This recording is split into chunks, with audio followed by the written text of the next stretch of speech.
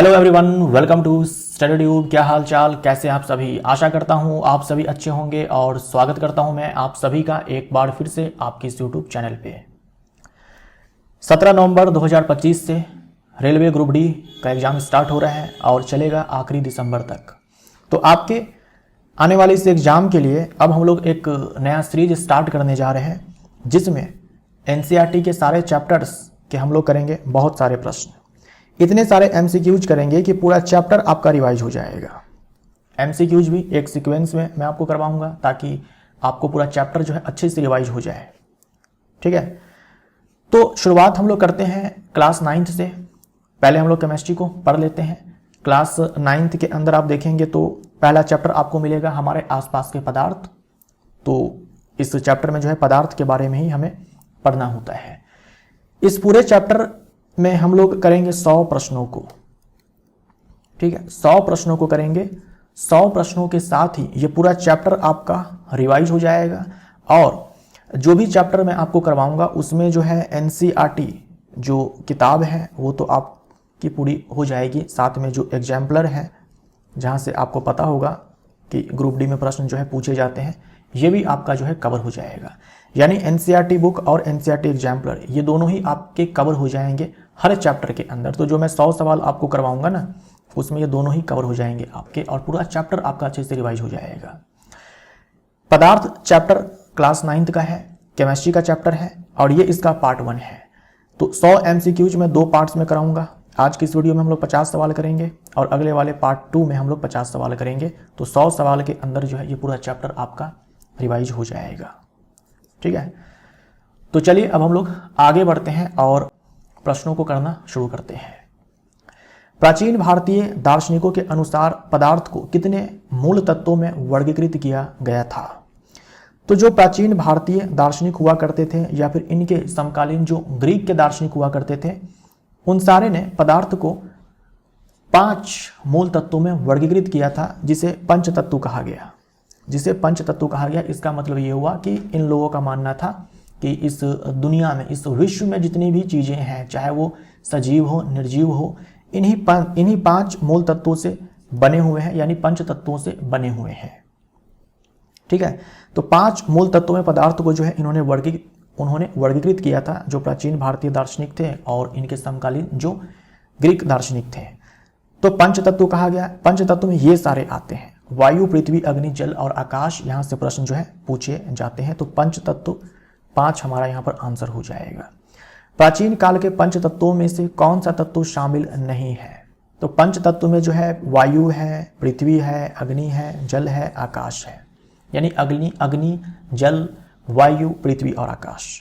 Right, तो इसमें धातु जो है हमारा आंसर नहीं होगा। सी हमारा राइट आंसर, यानी धातु जो है हमारा आंसर हो जाएगा। पंच तत्व में धातु नहीं है। ठीक है, वायु है, अग्नि है, जल है, पृथ्वी है और आकाश है। आधुनिक वैज्ञानिकों ने पदार्थ को किन आधारों पर वर्गीकृत किया है? तो जैसे जो प्राचीन दार्शनिक थे उन्होंने पदार्थ को 5 मूल तत्वों में बांटा था, है ना। 5 मूल तत्वों में पदार्थ को बांटा था। ये 5 मूल तत्व ये हैं और इनके अनुसार इन्हीं पंच तत्वों से सभी वस्तुएं बनी हैं, चाहे वो सजीव हो या निर्जीव हो। लेकिन जो आधुनिक वैज्ञानिक हैं इन्होंने पदार्थ को 2 आधारों पर वर्गीकृत किया है, 2 आधारों पर बांटा है: भौतिक गुणधर्म और रासायनिक गुणधर्म के आधार पर या फिर रासायनिक प्रकृति के आधार पर। भौतिक गुणधर्मों के आधार पर हम लोग ठोस, द्रव, गैस बोलते हैं और रासायनिक प्रकृति के आधार पर हम लोग तत्व, यौगिक और मिश्रण बोलते हैं, जो इसके बाद का चैप्टर है। इस वाले चैप्टर में हम लोग ठोस, द्रव, गैस के बारे में पढ़ेंगे, यानी कि उनके ऊपर हम लोग प्रश्नों को करेंगे। बी हमारा राइट आंसर हो जाएगा। तो आधुनिक वैज्ञानिकों ने पदार्थ को भौतिक गुणधर्म एवं रासायनिक प्रकृति के आधार पर 2 प्रकार से वर्गीकृत किया: भौतिक गुणधर्म के आधार पर ठोस, द्रव, गैस और रासायनिक प्रकृति के आधार पर तत्व, यौगिक और मिश्रण। नमक या शक्कर को पानी में घोलने पर जल का स्तर क्यों नहीं बदलता?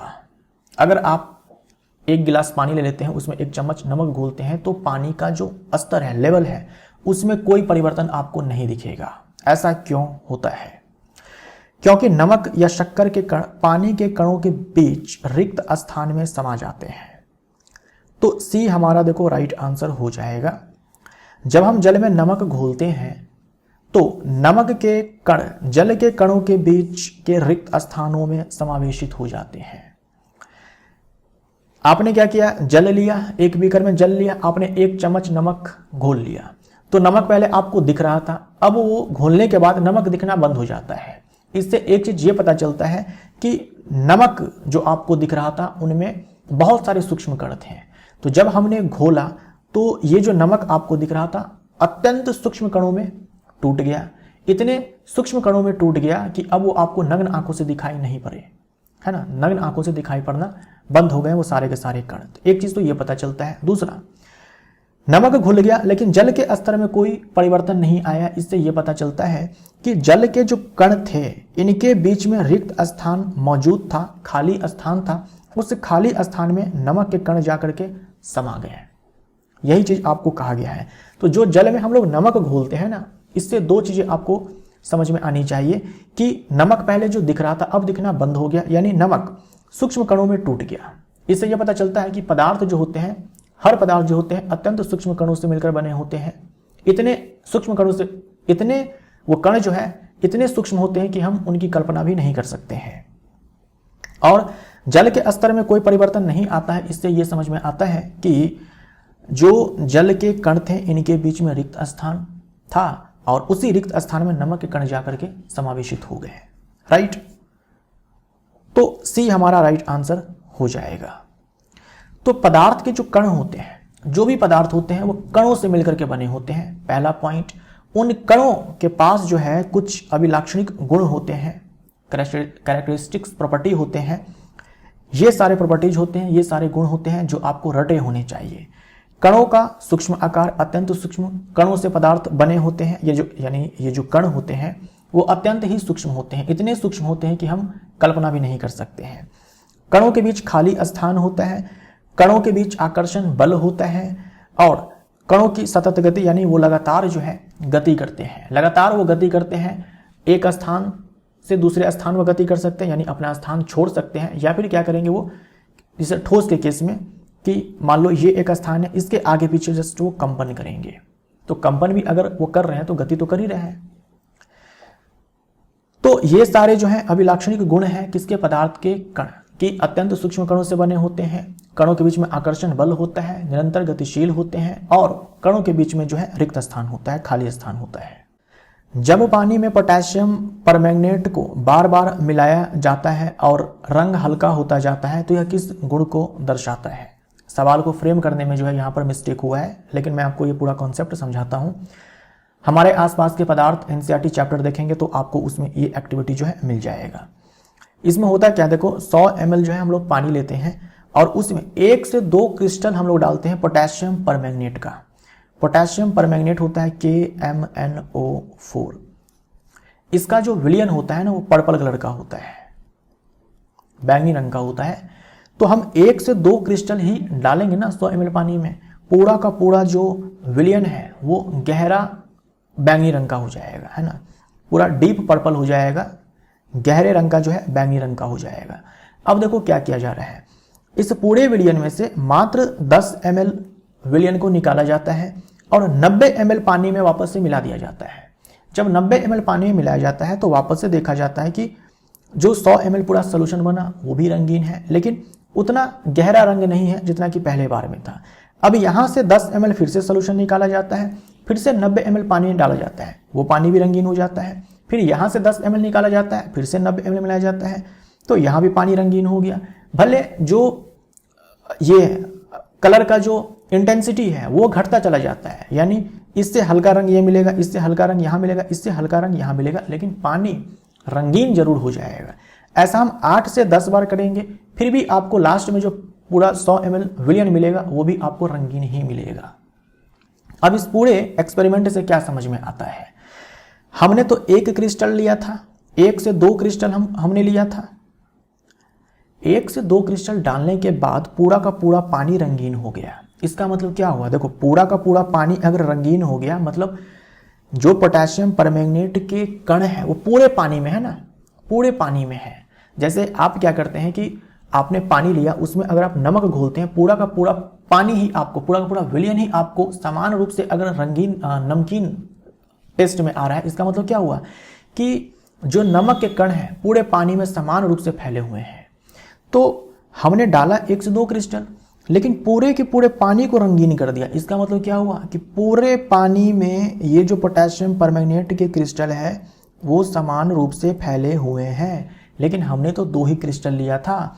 तो इसका मतलब ये साफ साफ समझ में आता है कि ये जो क्रिस्टल्स थे, ये क्रिस्टल्स जो है ये टूट गए अत्यंत सूक्ष्म कणों में, बहुत सारे सूक्ष्म कणों में टूट गए। ये बहुत सारे सूक्ष्म कणों में टूट गए और पूरे पानी में फैल गए। एक पॉइंट ये समझ में आया। तो ये समझ में आता है कि पदार्थ जो है अत्यंत सूक्ष्म कणों से बने होते हैं और ये सूक्ष्म कण हमें दिखाई नहीं पड़ रहे हैं। ठीक है, अत्यंत सूक्ष्म कणों से बने होते हैं। ये सारे जो क्रिस्टल थे 2 के 2 अत्यंत सूक्ष्म कणों में टूट करके पूरे पानी में फैल गए। राइट।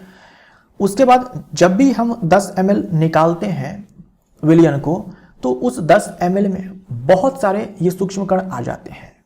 मात्र 10 ml में बहुत सारे सूक्ष्म कण आ जाते हैं। इसी के वजह से जो 90 ml पानी है वापस से वो भी रंगीन हो जाता है। फिर से हम 10 ml निकालते हैं, उसमें भी बहुत सारे सूक्ष्म कण आ जाते हैं। फिर से 90 ml पानी को रंगीन बना दिया जाता है। लेकिन हर बार जो हम 10 ml विलयन निकालेंगे, जो सूक्ष्म कण हैं उनकी संख्या घटती चली जाएगी। लेकिन फिर भी जो हम 10 ml निकाल रहे हैं ना, उसमें उतने सूक्ष्म कण हैं कि पूरे पानी को रंगीन कर दिया जा रहा है। तो इससे यह पता चलता है कि पदार्थ जो है अत्यंत सूक्ष्म कणों से मिलकर के बने होते हैं। इस पूरे एक्सपेरिमेंट से यही समझ में आता है।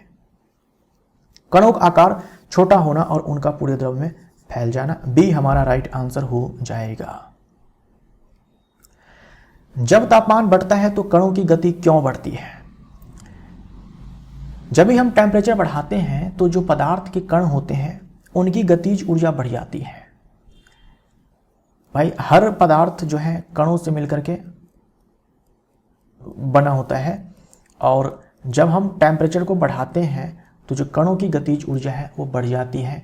या फिर आप इसको ऐसे बोल सकते हो, जब कणों की गतिज ऊर्जा बढ़ती है तो पदार्थ का तापमान बढ़ जाता है। तो हम बोलेंगे तापमान बढ़ने पर कणों की गतिज ऊर्जा बढ़ती है। सी हमारा राइट आंसर हो जाएगा। विसरण क्या दर्शाता है? डिफ्यूजन किसे बोलते हैं?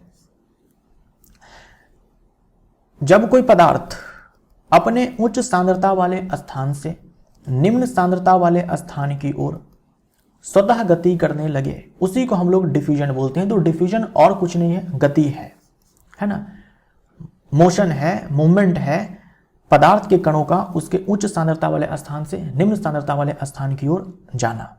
ठीक, तो पदार्थ के कण निरंतर गति में रहते हैं और स्वतः फैलते हैं। यहां पर हम लोग इसको आंसर बोल सकते हैं। पदार्थ के कण अपने आप ही मिक्स हो जाते हैं, अपने आप ही स्वतः मिक्स हो जाते हैं। स्वतः मिक्स भी कैसे होते हैं? तो अपने उच्च सांद्रता वाले स्थान से निम्न सांद्रता वाले स्थान की ओर वो जाते हैं। जैसे आपने पानी लिया, उसमें आपने 1-2 बूंद जो है इंक को डाल दिया, इंक धीरे धीरे पूरे पानी में फैल जाता है, उसको बोल सकते हैं कि डिफ्यूज हो जाता है। जहां आपने इंक डाला, जहां वो इंक गिरा वहां सांद्रता अधिक है, पूरे पानी में सांद्रता कम है, तो अपने उच्च सांद्रता वाले स्थान से पूरे पानी में निम्न सांद्रता वाले स्थान की ओर फैल जाएंगे और बराबर रूप से एक समय के बाद जो है आपको पूरा जो पानी है या फिर विलयन है वो आपको एक समान रूप से रंगीन दिखाई पड़ेगा। तो वहां पर हम बोल सकते हैं ना कि जो इंक के कण है, पानी के कण है, वो एक दूसरे के साथ मिक्स हो गए हैं, तो वो भी अपने आप में क्या है? डिफ्यूजन ही है। तो पदार्थ के कण निरंतर गति में रहते हैं और स्वतः फैलते हैं। निरंतर गति में रहते हैं तभी वो अपने उच्च सांद्रता वाले स्थान से निम्न सांद्रता वाले स्थान की ओर गति करते हैं, और इसी को हम लोग यहाँ पर फैलना बोल रहे हैं। बी हमारा राइट आंसर हो जाएगा। पदार्थ के कण स्थिर रहते हैं, पदार्थ के ये गलत है। पदार्थ के कण केवल ठोस अवस्था में ही गतिशील होते हैं, गलत है। पदार्थ के कणों के बीच कोई रिक्त स्थान नहीं होता है, गलत है। निम्नलिखित में से कौन से पदार्थ हैं? पदार्थ हम लोग किसको बोलेंगे? भाई जिसके पास खुद का क्या हो? द्रव्यमान हो और क्या हो? आयतन हो। हर वो चीज जिसके पास कुछ द्रव्यमान है और वो स्थान घेरती है, हर वो चीज जिसके पास कुछ द्रव्यमान है और वो स्थान घेरती है, यानी कि द्रव्यमान है और साथ में आयतन है, उसे आप पदार्थ बोल सकते हो। तो अगर मैं पूछता हूं कि कोई चीज दे करके कि भाई वो पदार्थ है या नहीं है, तो आप कैसे चेक करेंगे? देखेंगे उसके पास द्रव्यमान है या नहीं है, आयतन है या नहीं है। यानी मास है या नहीं है, और कुछ स्थान वो चीज़ जो है घेर रही है नहीं घेर रही है। जैसे विचार है, सुगंध है, ध्वनि है। अब विचार आपके मन में आता है, उसका कोई द्रव्यमान नहीं है और ना ही कोई आयतन है। सुगंध आप लेते हो, ना कोई द्रव्यमान है ना ही कोई आयतन है। ध्वनि है, ध्वनि जो सुनते हो ना तो कोई उसका मास है ना ही कोई स्थान वो ध्वनि घेर रही है, राइट। तो ये सब जो है पदार्थ नहीं है। कुर्सी है, वायु है, बादाम है, नींबू पानी है, इन सब के पास जो है कुछ न कुछ द्रव्यमान है और ये सब जो है आयतन घेरते हैं, तो ये सारे पदार्थ कहे जाएंगे। अब गंध है, विचार है, शीत है, ये सब कोई पदार्थ नहीं है। केवल तरल पदार्थ ही पदार्थ है, तो ऐसा भी नहीं है, राइट। बी हमारा राइट आंसर हो जाएगा। कुर्सी कोई तरल थोड़ी है, बादाम तरल नहीं है, लेकिन ये सारे पदार्थ हैं, क्योंकि कुर्सी है, बादाम है, चाहे वायु है, नींबू पानी है, इन सब के पास कुछ अपना द्रव्यमान है और ये सब जो है कुछ स्थान घेरते हैं, तो ये पदार्थ कहे जाएंगे। गर्म भोजन की गंध दूर तक पहुंचने का कारण क्या है? अगर भोजन ठंडा है तो उसकी गंध जो है दूर तक नहीं जाएगी, गंध लेने के लिए आपको जो है भोजन के पास जाना पड़ेगा। लेकिन अगर गर्म है तो उसकी गंध जो है दूर तक चली जाती है। कारण क्या है? क्योंकि गर्म भोजन है, तापमान ज़्यादा है, तापमान ज़्यादा है तो कणों की जो गतिज ऊर्जा है वो अधिक होती है। अगर गतिज ऊर्जा अधिक होती है तो गति अधिक होती है, दूर तक जो है कण जाते हैं, इसीलिए दूर तक जो है भोजन की गंध जो है वो चली जाती है, राइट। तो सी हमारा राइट आंसर हो जाएगा। जैसे मान लीजिए कि अगरबत्ती है, अगरबत्ती को अगर आपने अगरबत्ती को जलाया नहीं है तो उसकी खुशबू दूर तक नहीं जाएगी, आपको अगरबत्ती को पास ला करके सूंघना पड़ेगा। लेकिन अगर आपने अगरबत्ती को जला दिया तो वहाँ से जो गैस आ रही है उसके पास, उसके कणों के पास ऊर्जा अधिक है, गतिज ऊर्जा अधिक है, वो दूर तक गति करते हैं और दूर तक जो है उस अगरबत्ती की खुशबू आपको मिल जाती है। तो सी हमारा राइट आंसर हो जाएगा। कारण क्या है? टेम्परेचर ज़्यादा होने से कणों की गतिज ऊर्जा अधिक होती है, जिससे कण जो है दूर तक जाते हैं। स्विमिंग पूल में गोताखोर पानी काट पाता है, इससे पदार्थ का कौन सा गुण स्पष्ट होता है? स्विमिंग पूल में गोताखोर जो है पानी को काट पाता है, इससे यह स्पष्ट होता है कि जो पदार्थ के कण हैं उनके बीच में आकर्षण तो है लेकिन कमजोर है। पदार्थ के कण के बीच आकर्षण तो है लेकिन कमजोर है। इसी को आप ये बोल सकते हो, पदार्थ के कणों में रिक्त स्थान होता है। देखो, पदार्थ के कणों में रिक्त स्थान होता है। अच्छा, रिक्त स्थान ज्यादा होगा अगर आकर्षण बल कम होगा, रिक्त स्थान कम होगा अगर आकर्षण बल अधिक होगा। तो जो गैस के कण होते हैं उनके कणों के बीच आकर्षण बल बहुत कम होता है, तो उनके कणों के बीच रिक्त स्थान ज्यादा होता है। ठोस के कण बहुत पास होते हैं क्योंकि उनके कणों के बीच जो आकर्षण बल है वो बहुत अधिक होता है, तो रिक्त स्थान कम होता है, राइट। तो स्विमिंग पूल में गोताखोर पानी को काट पाता है, इसके पीछे कारण यही है। जैसे मान लीजिए ये पेन है, इसको आप हाथ से ऐसे काट नहीं पाएंगे क्योंकि ये ठोस है, इनके कण बहुत पास हैं, इनके कणों के बीच रिक्त स्थान बहुत कम है, तो उसको जो है आप पार नहीं कर पाएंगे, आपका हाथ जो उसको पार नहीं कर पाएगा। पानी को हम आसानी से काट देते हैं, ऐसे पानी में हम उंगली आसानी से चला लेते हैं। कारण वही है, उनके कणों के बीच रिक्त स्थान ज्यादा होता है क्योंकि कणों के बीच आकर्षण बल कम होता है। पदार्थ के कणों की कौन सी विशेषता है? तो पदार्थ के कणों की कई सारी विशेषताएं होती हैं। पदार्थ के कण अत्यंत सूक्ष्म होते हैं, निरंतर गतिशील होते हैं, कणों के बीच आकर्षण बल होता है, रिक्त स्थान होता है कणों के बीच। तो कण केवल ठोस में गति करते हैं, गलत हो जाएगा भाई। पदार्थ जो कण से बने होते हैं वो निरंतर गतिशील होते हैं, कण स्थिर होते हैं, गलत हो जाएगा। कण निरंतर गति में रहते हैं, उनके बीच रिक्त स्थान होता है और वे आकर्षित करते हैं, बिल्कुल सही है, सी हमारा राइट आंसर हो जाएगा। कण केवल गैसों में पाए जाते हैं, ये भी गलत हो जाएगा, है ना। निरंतर गतिशील होते हैं, उनके बीच में रिक्त स्थान पाया जाता है, उनके बीच आकर्षण बल काम करता है। अभी आकर्षण बल जो है ज़्यादा भी हो सकता है, कम भी हो सकता है। ठोस के केस में ज़्यादा होता है और गैस के जो कण होते हैं उनके बीच में आकर्षण बल बहुत कम होता है। पदार्थ की 5 अवस्थाएं कौन सी हैं? तो आपको मेनली 3 अवस्था के बारे में डिटेल में जो है पढ़नी है।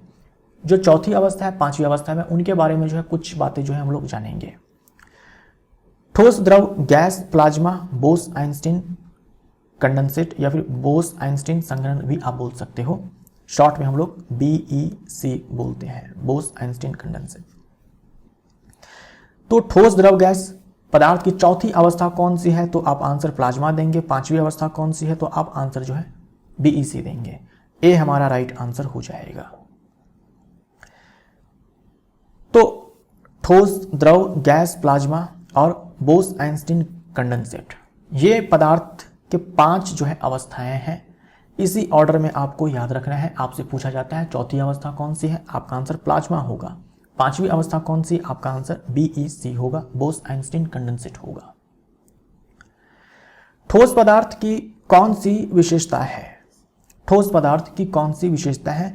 तो ठोस पदार्थ जैसे कि ये ठोस पदार्थ है, जैसे कि ये ठोस पदार्थ है, तो ठोस का कोई निश्चित आकार नहीं होता है, गलत हो जाएगा। किसी भी आप ठोस को देखेंगे तो उसका एक निश्चित आकार होता है जिसको आप जो है ड्रॉ भी कर सकते हो, उसकी आप स्पष्ट सीमाएं भी आप बना सकते हो। तो निश्चित आकार होता है, स्पष्ट सीमाएं होती है, निश्चित आयतन होता है, राइट। तो यहां पर देख लो आप, निश्चित आकार होता है, निश्चित आयतन होता है, स्पष्ट सीमाएं होती है और आप उसको कंप्रेस नहीं कर सकते हैं। जैसे ये ठोस है, इसको आप दबा करके बल लगा करके इसके आयतन को आप कम नहीं कर सकते हैं, ठीक। तो हम बोलते हैं कि नगण्य संपीड़ितता है। बल लगाने पर भी, बाहर से बल लगाने पर भी ठोस अपने आकार को बनाए रखते हैं। इनका आकार निश्चित होता है। हम फोर्स लगाकर आकार बदलना चाहेंगे फिर भी इनका आकार जो है नहीं बदलेगा। हम ज्यादा बल लगाएंगे ये टूट जाएगा, लेकिन अपने आकार को नहीं बदलेगा। ठोस जो है दृढ़ होते हैं। दृढ़ का मतलब क्या हुआ कि हम बाहर से बल लगाने के बावजूद भी उसके आकार में कोई परिवर्तन नहीं कर पाएंगे। वो टूट जाएगा ठोस, लेकिन अपने आकार को नहीं बदलेगा। इसी को बोलते हैं दृढ़ता। रबर बैंड को ठोस क्यों माना जाता है? अभी हमने देखा कि ठोस का जो आकार है वो निश्चित होता है, लेकिन रबर बैंड को हम लोग स्ट्रेच कर सकते हैं, उसके आकार को चेंज कर सकते हैं। तो फिर इसे ठोस क्यों माना जाता है? तो क्योंकि यह खींचने पर भी अपने मूल आकार में वापस आ सकता है। हम क्या करेंगे, बाहर से बल लगाएंगे, उसको खींचेंगे, उसके आकार में परिवर्तन हो जाएगा, लेकिन जब हम बाएं बल को हटा देंगे, बाएं बल को जब हम हटा देंगे तो वापस वो अपने मूल आकार में वापस चला आएगा। अगर हम ज़्यादा खींचेंगे तो वो टूट भी जाएगा। तो देखो, रबर बैंड के बारे में, शर्करा है, नमक है, इसके बारे में और स्पंज के बारे में, ये आप अच्छे से ध्यान में रखिएगा। यहां से एग्जाम में जो है प्रश्न पूछे गए हैं। रबर बैंड को हम लोग ठोस क्यों माने? तो देखो, बाह्य बल लगाए जाने पर रबर बैंड का आकार बदलता है, माना, लेकिन बल हटा लेने पर यह पुनः अपने मूल आकार में आ जाता है। ज्यादा बल लगाएंगे तो ये टूट जाता है। ये ठोस की खासियत।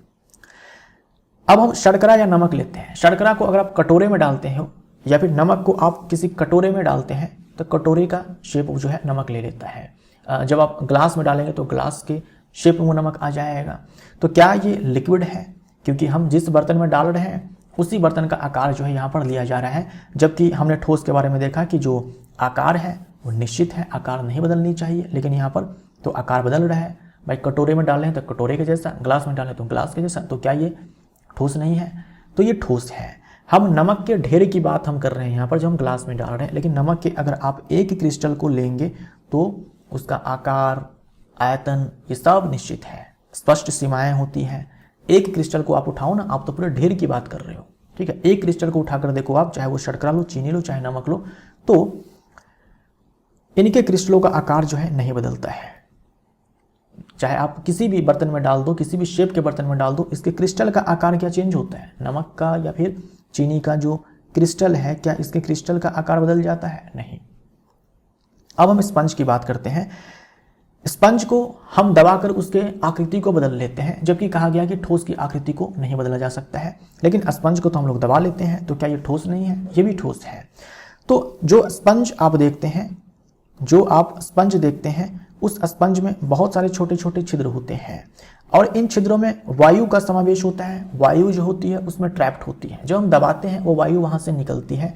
गैप जो बनता है उस गैप को भरा जाता है दबाने के बाद, जिसके कारण जो है आकृति में बदलाव हमें देखने को मिलता है। हम जब इसे दबाते हैं तो वह वायु बाहर निकलती है, जिससे इसका संपीड़न जो है संभव हो पाता है। वायु के निकलने के कारण, अगर वायु ना निकले तो आप संपीड़ित नहीं कर पाओगे। तो रबर बैंड है, शर्करा है, नमक है, स्पंज है, ये सब के सब क्या है? ठोस के उदाहरण है। नमक या शक्कर को किसी भी बर्तन में रखने पर क्या होता है? नमक या शक्कर को किसी बर्तन पर रखने पर क्या होगा? उनके क्रिस्टलों का आकार नहीं बदलता। सी हमारा राइट आंसर हो जाएगा।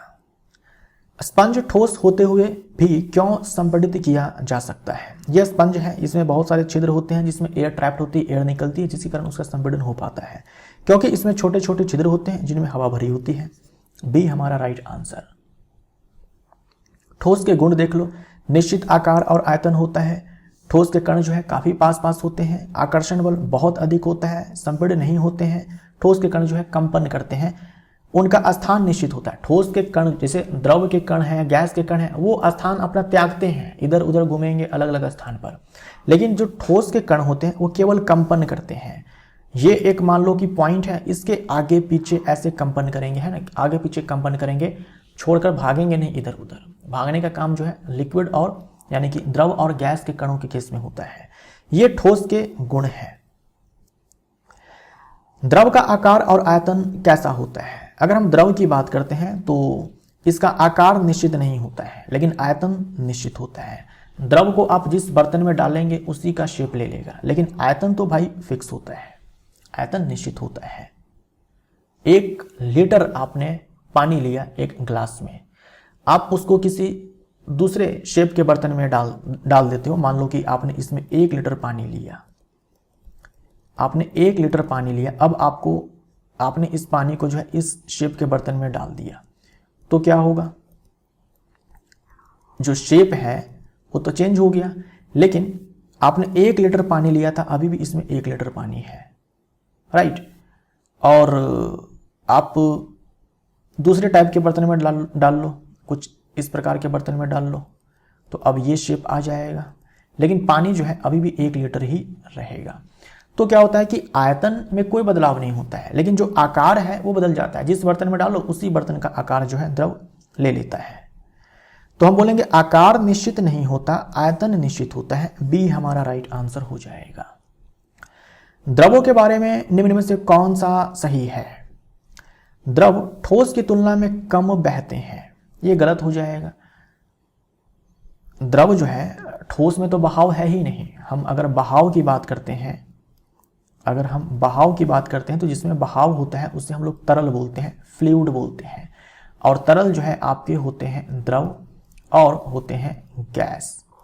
तो जिसमें बहाव होता है उसे हम लोग तरल बोलते हैं, तरल द्रव और गैस को बोलते हैं। तो द्रव ठोस की तुलना में कम बहते हैं, द्रव बहाव रखते हैं और तरल होते हैं। बिल्कुल सही आंसर है, ऑप्शन है बी हमारा राइट आंसर हो जाएगा। द्रव का कोई आयतन नहीं होता है, गलत हो जाएगा। द्रव केवल ठोस में घुल सकते हैं, ये गलत हो जाएगा। द्रव केवल ठोस में घुल सकते हैं, ऐसा नहीं होता है। द्रव ठोस जो है द्रव में घुलते हैं, द्रव जो है केवल ठोस में घुल सकते हैं। भाई घुलाने का काम तो द्रव करता है ना, तो ये जो है गलत हो जाएगा। जल में गैसों का घुलना क्यों महत्वपूर्ण है?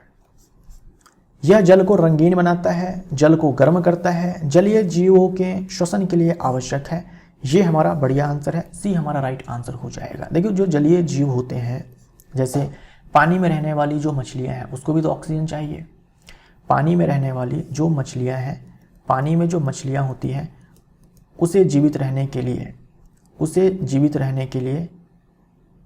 इसे भी तो ऑक्सीजन चाहिए। तो जो वातावरण में ऑक्सीजन है, हमारे वायुमंडल में जो ऑक्सीजन है, वो ऑक्सीजन गैस जो है इस जल में घुल जाती है, और जो जलीय जीव जंतु होते हैं वो घुली हुई ऑक्सीजन का इस्तेमाल करते हैं। तो इसीलिए जल में गैस का घुलना जो है महत्वपूर्ण है जीवन के लिए, जलीय जीव जंतु के लाइफ के उनके सर्वाइवल के लिए ये महत्वपूर्ण है। और ये घुल क्यों पाते हैं? क्योंकि जो इनके कण होते हैं गतिशील होते हैं और इनके कणों के बीच में रिक्त स्थान होते हैं, इसीलिए। तो सी हमारा राइट आंसर हो जाएगा। और घुलेंगे कैसे? बाय डिफ्यूजन, है ना। डिफ्यूजन, यहाँ भी जो गैस के कण होंगे, जल के कण होंगे, वो आपस में मिक्स हो जाएंगे अपने उच्च सांद्रता वाले स्थान से निम्न सांद्रता वाले स्थान की ओर। तो यहाँ भी हम बोलेंगे कि विसरण ही है ये घुलना। द्रव में ठोस और गैस का विसरण क्यों अधिक होता है? देखो जो द्रव है इसमें ठोस भी आकर के घुल सकता है, कोई दूसरा द्रव भी आकर घुल सकता है, और गैस भी आकर के घुल सकती है। जैसे आपने द्रव में चीनी घोल दिया, नमक घोल दिया, जैसे आपने द्रव में कोई दूसरा द्रव मिला दिया, है ना। आपने द्रव में जैसे मान लो कि पानी में अल्कोहल आप मिला सकते हो। उसके बाद द्रव में गैस भी आकर घुल सकती है, जैसे कार्बन डाइऑक्साइड है, ऑक्सीजन है, ये सब जो है जल में घुल जाते हैं। तो यहाँ पर घुलने का मतलब विसरण ही है, वो जो घुल रहे हैं इसलिए घुल पा रहे हैं क्योंकि इनके कण एक तो गतिशील होते हैं, इनके कणों के बीच में रिक्त स्थान होता है और ये विसरित हो जाते हैं। तो द्रव में ठोस, द्रव और गैस ये सारे विसरित हो सकते हैं, सारे जो है घुल सकते हैं, क्योंकि द्रव के कणों में अधिक रिक्त स्थान होता है और वे स्वतंत्र गति करते हैं। मान लीजिए बहुत सारे ठोस को आप रख देंगे एक साथ, वो आपस में घुलेंगे नहीं, वो विस्तृत नहीं होंगे क्योंकि उनके कणों के पास उतनी जो है गति नहीं होती है और ना ही ठोस के कणों के बीच में रिक्त स्थान होता है कि एक दूसरे के कण एक दूसरे में समा जाए। लेकिन जो द्रव है उनके कणों के बीच रिक्त स्थान ज्यादा होता है और स्वतंत्र गति करते हैं, स्वतंत्र रूप से गति करते हैं। इसी कारण से जो द्रव है उसमें ठोस, द्रव, गैस ये तीनों आकर के घुल सकते हैं, यानी इन तीनों का विसरण जो है संभव हो पाता है। कौन सा कथन सही है? गैसों का कोई निश्चित आकार आयतन नहीं होता। गैसों का कोई निश्चित आकार आयतन नहीं होता, ये स्टेटमेंट सही है। ए हमारा राइट आंसर हो जाएगा। देखो गैस की अगर बात करते हैं ना तो उसका आयतन फिक्स है और ना ही आकार। गैसों का निश्चित आकार होता है, गलत हो जाएगा। गैसों का निश्चित आयतन होता है, गलत हो जाएगा। गैस ठोस जैसी रहती है, गलत हो जाएगा। गैसों के कणों की गति कैसी होती है? तो गैस के जो कण होते हैं उनकी गति बहुत ही तीव्र होती है और अनियमित होती है। बहुत तीव्र होती है और अनियमित होती है, मतलब किसी भी डायरेक्शन में गैस के कण जो है भागते हैं, रैंडमली भागते हैं किसी भी डायरेक्शन में, और कण की जो गति है वो सबसे तीव्र होती है। तो अनियमित और अत्यधिक तीव्र, बी हमारा राइट आंसर हो जाएगा। अगर हम बात करते हैं कणों की गति की, अगर हम कणों की गति की बात करते हैं तो सबसे अधिक जो गति है वो गैस के कणों के पास है, उससे कम गति जो है द्रव के कणों के पास है और सबसे कम गति जो है ठोस के कणों के पास है।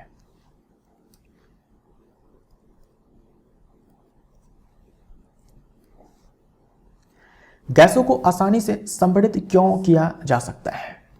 देखो गैस को आसानी से संपीड़ित कर सकते हैं। संपीड़न का मतलब ये हुआ कि हम दाब डाल करके या फिर बल लगा करके उनके कणों को पास पास ला सकते हैं, उसके आयतन को कम कर सकते हैं।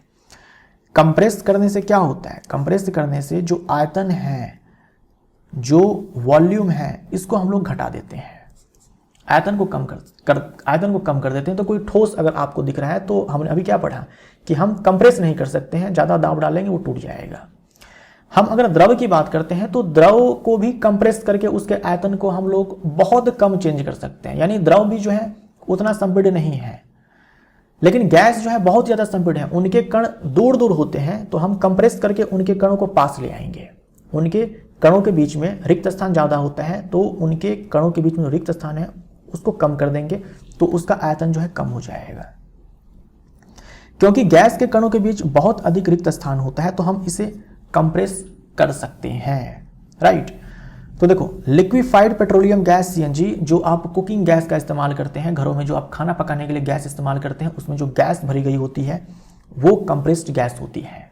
कंप्रेस्ड गैस होती है, कंप्रेस इतना किया गया होता है कि लिक्विड में कन्वर्ट हो जाता है। या फिर जो वाहनों में आजकल सीएनजी का इस्तेमाल होता है ना, ईंधन के रूप में, यहाँ भी देखो कंप्रेस्ड नेचुरल गैस है, नेचुरल गैस को कंप्रेस्ड किया गया है। यहाँ भी कुकिंग गैस को कंप्रेस किया गया होता है। तो दोनों संपीड़ित गैस है, दोनों ही संपीड़ित गैस है। एलपीजी और सीएनजी के बारे में कुछ बातें जो है आप ध्यान में रखिए। जैसे एलपीजी का फुल फॉर्म ही आपसे पूछ लिया जाता है, तो लिक्विफाइड पेट्रोलियम गैस और कंप्रेस्ड नेचुरल गैस। एलपीजी का मुख्य घटक आपसे पूछा जाता है तो यहां पर हो जाएगा ब्यूटेन। ब्यूटेन इसका मुख्य घटक होता है, ठीक है। प्रोपेन और ब्यूटेन इन दोनों में से भी एक के साथ जाना हो तो आपका आंसर क्या होगा? ब्यूटेन। उसके बाद हम बात करते हैं सीएनजी की, तो इसका मुख्य घटक जो है मीथेन होता है। एलपीजी द्रव अवस्था में है, द्रव अवस्था में है। देखो ये भी क्या है? गैस है, लेकिन कंप्रेस करके इसको लिक्विड स्टेट में कन्वर्ट किया गया है। और जो ये नेचुरल गैस है इसको भी कंप्रेस किया गया है, लेकिन इतना नहीं कि गैस में लिक्विड में कन्वर्ट हो जाए। तो ये गैसीय अवस्था में भी है, गैसीय अवस्था में ही है, लेकिन क्या है? उच्च दबाव पर है, यानी कि प्रेस किया गया है उसको। प्रेस मतलब प्रेशर डाला गया है। और यहां भी क्या है? एलपीजी में ये भी उच्च दाब के ही अंदर, उच्च दाब के तहत ही स्टोर किया गया है, लेकिन ये द्रव अवस्था में है। उसके बाद देखो उपयोग याद करो, खाना बनाने, घरेलू गैस सिलेंडर के रूप में और वाहन ईंधन के रूप में इसका इस्तेमाल होता है, लेकिन कम। वाहन ईंधन के रूप में सीएनजी का इस्तेमाल ज़्यादा होता है। और सिलेंडर या टैंकर में द्रव अवस्था में ये आपको पेट्रोलियम गैस मिलेगी, और सिलेंडर या पाइपलाइन में गैसीय अवस्था में। तो जो हम लोगों ने यहाँ पर भी देखा कि दोनों ही उच्च दाब पर होते हैं, क्योंकि दोनों को कंप्रेस किया गया होता है दाब डाल करके, लेकिन सीएनजी गैसीय अवस्था में होती है, जबकि जो पेट्रोलियम गैस है ये द्रव अवस्था में होती है। गैसों का विसरण सबसे तेज क्यों होता है? क्योंकि गैस के कण जो है उनकी गति अधिक होती है और उनके बीच में रिक्त स्थान बहुत ज़्यादा होता है। सी हमारा राइट आंसर हो जाएगा। अभी मैं आपको एक टेबल दूंगा जिसमें ठोस द्रव गैस के जो गुण हैं वो एक टेबल में आपको मिल जाएगा, तो आपको याद रखने में जो है आसानी होगा। यहां पर देख लो, ठोस द्रव गैस। अगर हम आकार की बात करते हैं, ठोस के केस में आकार निश्चित होता है, द्रव के केस में आकार निश्चित नहीं होगा, और ना ही गैस के केस में आकार निश्चित होगा। अगर हम आयतन की बात करते हैं तो आप एक काम करो ना, ऐसे याद करो आप, ठीक है। ठोस का देखो, इसका आकार भी निश्चित है, आयतन भी निश्चित है, कणों के बीच दूरी जो है कम होती है, आकर्षण बल कणों के बीच में बहुत अधिक होता है, संपीड़ितता जो है इनकी लगभग नहीं होती, नगण्य होती है, और कण जो है स्वतंत्र रूप से गति नहीं करते हैं लेकिन कंपन जरूर करते हैं, और घनत्व जो है ठोस का सबसे ज्यादा होता है। द्रव की बात करते हैं तो आकार निश्चित नहीं है लेकिन आयतन निश्चित होता है। अगर हम कणों की दूरी की बात करते हैं तो ठोस के कण जितने पास पास होते हैं उससे थोड़े दूर होते हैं द्रव के कण। आकर्षण बल जो है इनके कणों के बीच ठोस से कम होता है। अगर हम संपीड़ितता की बात करते हैं तो सबसे कम संपीड़ित जो है ठोस है, उससे थोड़ा ज्यादा आप बोल सकते हो कि द्रव जो है संपीड़ित है। कणों की गति जो है वो थोड़ी फास्ट होती है द्रव के केस में, ठोस से हम कंपेयर करें तो, और घनत्व जो है ठोस से अधिक, ठोस से कम जो है द्रव का होता है। अगर हम गैस की बात करते हैं तो इसका आकार आयतन दोनों ही अनिश्चित है, कणों के बीच की दूरी बहुत अधिक है, आकर्षण बल कणों के बीच बहुत कम होता है, संपीड़न ये बहुत ज्यादा है, हाईली कंप्रेस्ड है, इनके कण स्वतंत्र रूप से तीव्र गति करते हैं, अनियमित रूप से तीव्र गति करते हैं, और घनत्व जो है सबसे कम गैस का होता है। तो ये टेबल जो है आपके काम का है, यहीं से जो है बहुत सारे प्रश्न जो है आपके एग्जाम में पूछे जाते हैं। यहां पर आपको दिखाया गया है ठोस के कण देखो कितने पास पास है, और ये कण जो है कंपन करते हैं। द्रव के कण जो है ठोस के कणों की तुलना में थोड़े दूर है, इनके कणों के बीच में रिक्त स्थान ज्यादा है, स्वतंत्र रूप से गति करते हैं। गैस के कण जो है बहुत ही दूर दूर है और बहुत ही फास्ट आपको दिखाया गया, और अलग अलग डायरेक्शन में जो है आपको दिखाया गया। अनियमित रूप से अत्यधिक तीव्र गति से जो है ये स्वतंत्र रूप से गति करते हैं, है ना। अनियमित और अत्यधिक तीव्र गति करते हैं ये गैस के कण, ठीक है। आकर्षण बल इसमें सबसे अधिक है, इससे कम इसमें है, और सबसे कम इसमें है। नहीं के बराबर ये संपीड़न है, ये भी जो है नहीं के बराबर संपीड़न है। गैस जो है सबसे अधिक संपीड़न है। अगर संपीड़ितता की अगर हम बात करते हैं तो सबसे ज़्यादा संपीड़न जो है गैस है, द्रव और ठोस जो है वो उतने संपीड़न नहीं है, या फिर बोल सकते हो कि नहीं के बराबर ही संपीड़न है। गैस का दबाव किस कारण से उत्पन्न होता है? गैस को अगर आप किसी कंटेनर में रखते हो तो मैंने अभी आपको बताया कि जो इसकी गति होती है अनियमित होती है, अत्यधिक तीव्र होती है, तो गैस के कण जो है बार बार दीवार पर टकराते हैं, बार बार दीवार पर धक्का लगाते हैं, बल लगाते हैं। तो इकाई क्षेत्रफल पर जो गैस के कण बल लगाते हैं उसी को हम लोग दाब बोलते हैं। दाब बराबर क्या होता है? प्रेशर बराबर क्या होता है? फोर्स पर यूनिट एरिया होता है। तो इकाई क्षेत्रफल जो बल लगाया जाता है गैस के कणों के द्वारा उसी को हम लोग दाब बोलते हैं। तो गैस के कणों के द्वारा बर्तन की दीवारों पर जो दाब डाला जाता है उसी को हम लोग गैस का दाब बोलते हैं। गैस के कणों के बर्तन की दीवारों से टकराने से जो है ये दाब उत्पन्न होता है, ठीक। टकराया गैस के कण अगर टकरा रहे हैं बर्तन की दीवार से, मतलब बल लगा रहे हैं, तो इकाई क्षेत्रफल पर जो बल लगाया जा रहा है उसी को तो दाब कहते हैं, वही गैस का दाब है। गैसों का एक सिलेंडर बहुत सारे गुब्बारे क्यों भर सकता है? देखो जो गैस है वो हाईली कंप्रेस्ड है। इसका एक फायदा क्या होता है कि गैस के बहुत बड़े आयतन को उसको कंप्रेस करके कम आयतन में कन्वर्ट कर दिया जाता है और कम आयतन के सिलेंडर में डाल दिया जाता है। गैस के बहुत बड़े आयतन को कम आयतन के सिलेंडर में डाल दिया जाता है। कैसे? कंप्रेस्ड करके। कंप्रेस अगर नहीं किया जाएगा तो ये चीज पॉसिबल नहीं है। गैस के बहुत बड़े आयतन को कम आयतन के सिलेंडर में भर दिया जाता है कंप्रेस करके, ठीक। और इससे क्या होता है कि हम उस गैस को आसानी से ट्रांसपोर्ट कर सकते हैं एक स्थान से दूसरे स्थान तक, वरना गैस का आयतन बहुत ज़्यादा होता है, उतने आयतन का बर्तन कहाँ से लाएंगे आप। तो हम लोग क्या फ़ायदा उठाते हैं? कंप्रेस कर सकते हैं, कंप्रेस करके कम आयतन के सिलेंडर में भर देते हैं।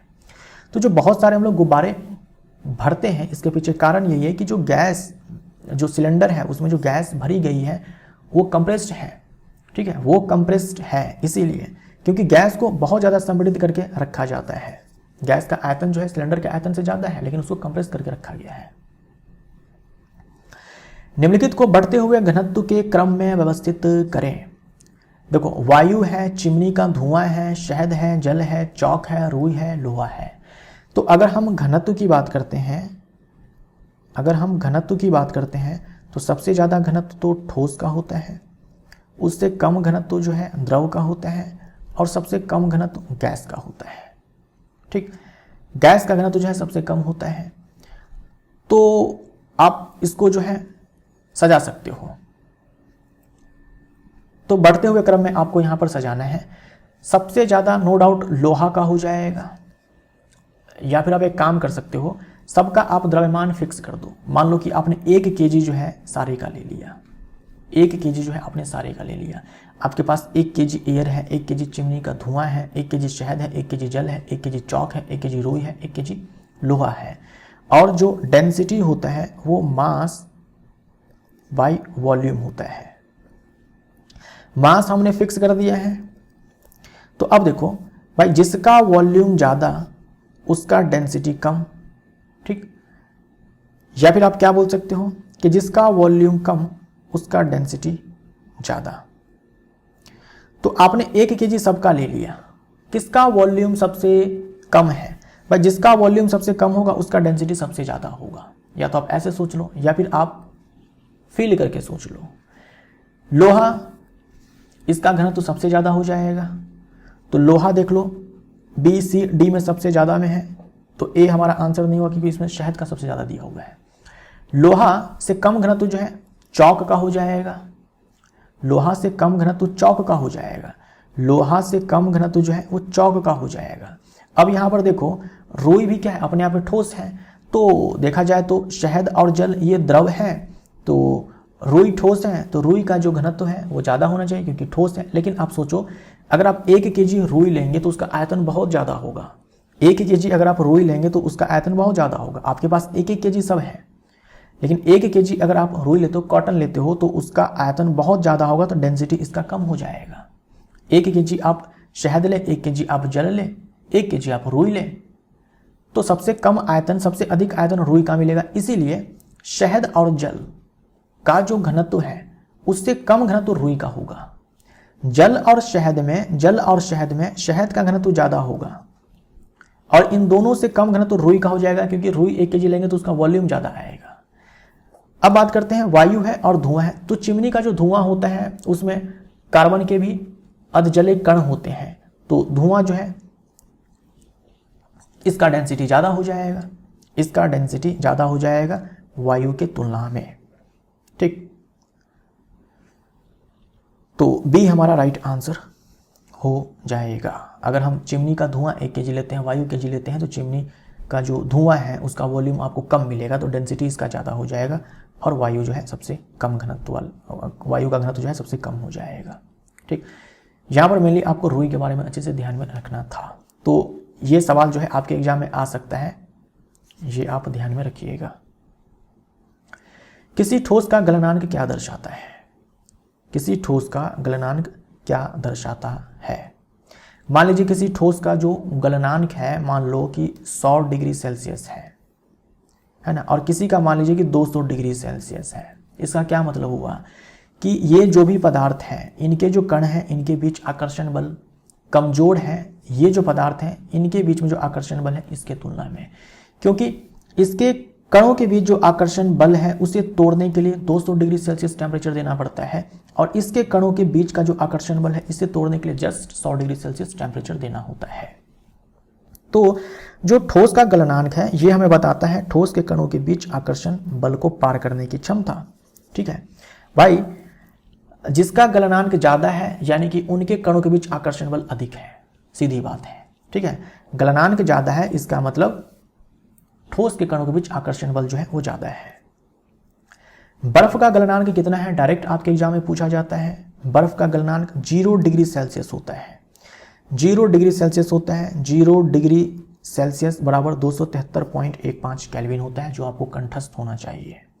राइट, और 0 केल्विन को हम लोग क्या बोलते हैं, परम शून्य ताप बोलते हैं। इस ताप को आज तक वैज्ञानिक प्राप्त नहीं कर पाए हैं, केवल थियोरेटिकल कॉन्सेप्ट है। 0 केल्विन पर हम जो भी बोलते हैं ना कि जो कण हैं वो गतिशील होते हैं, भले ही वो कंपन करते हैं लेकिन गति में तो होते हैं। 0 केल्विन पर कण जो होते हैं वो गति करना ही बंद कर देते हैं। ठीक है, हमने पढ़ा कि जो पदार्थ के कण होते हैं निरंतर गतिशील होते हैं, लेकिन उस पदार्थ को आप ले जाओ 0 केल्विन पर, 0 केल्विन पर यानी कि -273.15 डिग्री सेल्सियस पर, तो उनके कणों की, तो जो कण है, जो उनकी गति है वो भी समाप्त हो जाती है, वो गति नहीं करते हैं 0 केल्विन पर। लेकिन इस तापमान को प्राप्त करना असंभव है। बी हमारा राइट आंसर हो जाएगा। ठोस से द्रव में बदलने की प्रक्रिया को क्या कहते हैं? ठोस से द्रव में बदलने की प्रक्रिया को हम लोग क्या बोलेंगे? हम इसको बोलेंगे फ्यूजन। फ्यूजन, ठीक है, इसको हम लोग फ्यूजन भी बोल सकते हैं। संलयन नहीं बोलते हैं, है ना, हम इसको गलन बोल सकते हैं, है ना, गलन बोल सकते हैं, संगलन बोल सकते हैं, संगलन बोल सकते हैं, हम इसको मेल्टिंग बोल सकते हैं, हम इसको फ्यूजन बोल सकते हैं, ये सब बोला जाता है। तो डी हमारा राइट आंसर हो जाएगा, लेकिन यहां पर संगलन होना चाहिए था। ये आपको अच्छे से ध्यान में रखना है। ठोस को जब आप हीट करते हैं तो वो द्रव में कन्वर्ट कर जाता है, इस प्रोसेस को संगलन कहा जाता है। द्रव को अगर आप हीट करते हैं तो वो गैस में कन्वर्ट हो जाता है, इस प्रोसेस को वाष्पीकरण कहते हैं। अगर मान लो द्रव को आप बॉइलिंग पॉइंट पे पहुंचा देते हो तब उसको हम लोग क्वथन बोलते हैं। अगर बॉइलिंग पॉइंट से नीचे है और द्रव जो है गैस में कन्वर्ट हो रहा है तो उस प्रोसेस को हम लोग वाष्पीकरण कहते हैं। राइट, गैस को अगर आप ठंडा करते हैं तो गैस को अगर आप ठंडा करते हैं तो दो चीजें संभव है। गैस को आप ठंडा करते हैं तो हो सकता है कि वो द्रव में कन्वर्ट हो जाए, तो इस प्रोसेस को हम लोग संघनन बोलते हैं। या फिर हो सकता है कि गैस को ठंडा करे सीधा वो ठोस में कन्वर्ट हो जाए, तो इसे हम लोग निक्षेपण बोलते हैं, डिपोजिशन बोलते हैं। ठोस को अगर आप गर्म करते हो तो हो सकता है वो द्रव में कन्वर्ट हो जाए, तब तो हम संगलन बोलेंगे। लेकिन ऐसा भी हो सकता है कि ठोस को हम गर्म करेंगे सीधे वो गैस में कन्वर्ट हो जाए, बिना द्रव अवस्था में आए। जैसे कपूर को आप गर्म करते हो सीधा वो गैस में कन्वर्ट हो जाता है, तो इस प्रोसेस को हम लोग ऊर्ध्वपातन बोलते हैं। द्रव को ठंडा करोगे आप तो ठोस में कन्वर्ट हो जाएगा, तो उसे हम लोग जमना बोलेंगे। राइट, तो ये सब जो है आपको अच्छे से ध्यान में रखना पड़ेगा। ठोस को हीट करेंगे, द्रव में कन्वर्ट हो जाएगा, हम उसे संगलन बोलेंगे। ठोस को हीट करेंगे, बिना द्रव अवस्था में आए वो गैस में कन्वर्ट हो जाए, तो उसे हम लोग ऊर्ध्वपातन बोलेंगे। द्रव को ठंडा करेंगे, ठोस में कन्वर्ट हो जाएगा, जमना बोलेंगे। गैस को ठंडा करेंगे, सीधा ठोस में कन्वर्ट हो जाए, बिना द्रव अवस्था में आए, इसे हम लोग निक्षेपण बोलेंगे। गैस को ठंडा करेंगे, द्रव अवस्था में आ जाए तो इसे हम लोग संघनन बोलेंगे। और द्रव का गैस में कन्वर्ट होना वाष्पीकरण कहलाता है। तो ये सारे प्रोसेस जो है आपको याद रखने हैं। गलनांक क्या है? तो गलनांक जो है वो न्यूनतम ताप है जिस पर कोई ठोस द्रव में कन्वर्ट हो जाता है। वह ताप जिस पर ठोस द्रव में बदलता है ना, वह न्यूनतम ताप जिस पर ठोस जो है द्रव में बदलता है, उसे हम लोग उस ठोस का गलनांक कहते हैं। जैसे कि 0 डिग्री सेल्सियस जो है ये गलनांक है आइस का। इस टेम्परेचर पर आइस जो है लिक्विड में कन्वर्ट हो जाती है, तो जो ठोस है वो द्रव में, जल में कन्वर्ट जो है वो हो जाएगा। तो आइस के केस में ये जो गलनांक है वो 0 डिग्री सेल्सियस है। गलन प्रक्रिया में तापमान समान रहने पर ऊष्मा कहाँ जाती है? जैसे मान लीजिए कि 0 डिग्री सेल्सियस पर जो है आइस है, हम क्या करते हैं कि ऊष्मा देते हैं, हीट देते हैं, ऊष्मा देते हैं। और 0 डिग्री सेल्सियस पर ये पूरी जो बर्फ है ये जो है पानी में यानी कि जल में जो है कन्वर्ट हो जाती है। तो यहां पर जो हम ऊष्मा देते हैं इसे हम लोग गुप्त ऊष्मा बोलते हैं। डिफाइन कैसे करते हैं, जैसे मान लीजिए कि आपके पास 1 ग्राम आइस है। 1 ग्राम आइस को उसके गलनांक पर जो कि 0 डिग्री सेल्सियस है, जल में बदलने के लिए जो ऊष्मा दी जाती है उसे हम लोग गुप्त ऊष्मा बोलते हैं। तो यहाँ पर जो Q है इसे हम लोग LF से दिखाते हैं, लेटेंट हीट ऑफ फ्यूजन से बोलते हैं। लेटेंट हीट ऑफ फ्यूजन यानी कि गलन की गुप्त ऊष्मा बोलते हैं, जो कि होता है 80 कैलोरी पर ग्राम। इसका मतलब क्या हुआ, 1 ग्राम बर्फ को 0 डिग्री सेल्सियस पे यानी कि उसके गलनांक पे जल में बदलने के लिए आपको 80 कैलोरी ऊष्मा जो है देनी पड़ेगी। इसे हम लोग बोलते हैं संगलन की गुप्त ऊष्मा। जब अवस्था में परिवर्तन होता है, तो तापमान में परिवर्तन नहीं होता है। यही आपको ध्यान में रखना है। देखो ना, हमने आइस को वाटर में कन्वर्ट कर दिया लेकिन तापमान को सेम रखा है। तो 1 ग्राम ठोस को उसके गलनांक पे पिघलाने के लिए, द्रव अवस्था बदलने के लिए जो ऊष्मा हम लोग देते हैं उसे हम लोग गुप्त ऊष्मा बोलते हैं, संगलन की गुप्त ऊष्मा बोलते हैं या फिर गलन की गुप्त ऊष्मा बोलते हैं। आइस के केस में ये 80 कैलोरी है, 80 कैलोरी पर ग्राम, यानी 1 ग्राम आइस को उसके गलनांक पे 0 डिग्री सेल्सियस पे वाटर में कन्वर्ट करने के लिए 80 कैलोरी ऊष्मा जो है देनी पड़ती है। तो अवस्था परिवर्तन के दौरान तापमान में परिवर्तन नहीं होता है। जो भी ऊष्मा दी जाती है उससे टेम्परेचर बढ़ता हुआ नजर नहीं आता है। ठीक है, तो हम बोलते हैं कि जो हमने ऊष्मा दी है वो छुपी हुई है, क्योंकि तापमान में तो परिवर्तन हुआ नहीं। जो भी हम ऊष्मा देते हैं कणों के बीच आकर्षण बल को कम करने में वो खर्च हो जाती है, और इसे हम लोग गुप्त ऊष्मा बोलते हैं। गुप्त बोलने के पीछे कारण यही है क्योंकि हमें ऐसा फील जो है वो बार बार जो है हमें ये फीलिंग आती है कि भाई हम ऊष्मा दे रहे हैं तो टेम्परेचर बढ़ेगा, लेकिन टेम्परेचर तो बढ़ता हुआ दिखता नहीं है। तो हम बोलते हैं कि जो ऊष्मा दिया है वो ऊष्मा जो है छुपी हुई है, इसलिए गुप्त ऊष्मा बोलते हैं। गुप्त ऊष्मा लेटेंट हीट क्या है, तो ऊष्मा जो अवस्था परिवर्तन के दौरान अवशोषित या उत्सर्जित होती है लेकिन तापमान को नहीं बदलती। मेन पॉइंट क्या है कि ऊष्मा जो अवस्था परिवर्तन के दौरान, ऊष्मा जो हम देते हैं अवस्था में परिवर्तन होता है लेकिन तापमान नहीं बदलता है, इसी को हम लोग बोलते हैं गुप्त ऊष्मा, जो मैंने आपको यहां पर समझाया। टेम्परेचर में कोई चेंज नहीं हुआ है। तो लेटेंट हीट ऑफ फ्यूजन क्या दर्शाती है, संगलन की गुप्त ऊष्मा क्या दर्शाती है। संगलन की गुप्त ऊष्मा क्या दर्शाती है, तो देखो 1 किलोग्राम ठोस को उसके गलनांक पर द्रव में बदलने के लिए आवश्यक ऊष्मा, तो ए हमारा राइट आंसर हो जाएगा। आपको यूनिट इकाई द्रव्यमान के लिए डिफाइन करना होता है। ये 1 किलोग्राम भी आप बोल सकते हो, 1 ग्राम भी बोल सकते हो। ठीक है, तो ग्राम में आप याद रखते हो तो भी ठीक है, 1 किलोग्राम बोलते हो तो भी ठीक है, यानी इकाई द्रव्यमान होना चाहिए, चाहे वो 1 किलोग्राम हो चाहे वो 1 ग्राम हो। तो यही चीज मैंने आपको समझाया। मैंने एग्जाम्पल के तौर पर आइस लिया था। आपके पास 1 ग्राम कोई सॉलिड है, इसको आपने कन्वर्ट कर दिया लिक्विड में कन्वर्ट कर दिया, और मेल्टिंग पॉइंट पे टेम्परेचर में कोई चेंज नहीं। इस समय जो आप ऊष्मा देंगे वो ऊष्मा जो है कहलाती है संगलन की गुप्त ऊष्मा। 1 ग्राम ठोस को उसके मेल्टिंग पॉइंट पर, उसके गलनांक पर लिक्विड में कन्वर्ट करने के लिए जो ऊष्मा दी जाती है उसे हम लोग संगलन की गुप्त ऊष्मा बोलते हैं। आइस के केस में 80 कैलोरी पर ग्राम होता है। आप 1 ग्राम के स्थान पर 1 किलोग्राम भी बोल सकते हो कि 1 किलोग्राम ठोस को उसके गलनांक पर द्रव अवस्था में बदलने के लिए जो ऊष्मा दी जाती है उसे हम लोग संगलन की गुप्त ऊष्मा बोलते हैं। तो यही चीज है, 1 किलोग्राम ठोस को उसके गलनांक पर द्रव में बदलने के लिए आवश्यक ऊष्मा, राइट। 1 किलोग्राम द्रव को उसके उबाल बिंदु यानी कि बॉइलिंग पॉइंट पर गैस में बदलने के लिए आवश्यक ऊष्मा को हम लोग क्या बोलते हैं, वाष्पीकरण की गुप्त ऊष्मा बोलते हैं, वाष्पन की गुप्त ऊष्मा बोलते हैं, लेटेंट हीट ऑफ वेपोराइजेशन बोलते हैं। जैसे यहां पर देख लो, यहीं पर देख लो, पता नहीं आगे है या नहीं है। आपको याद रखना है कि जैसे मान लो कि आपके पास 1 ग्राम जो है पानी है, 1 ग्राम पानी है 100 डिग्री सेल्सियस पर, जो कि इसका क्या है, मेल्टिंग पॉइंट है, माफ करिएगा बॉइलिंग पॉइंट है।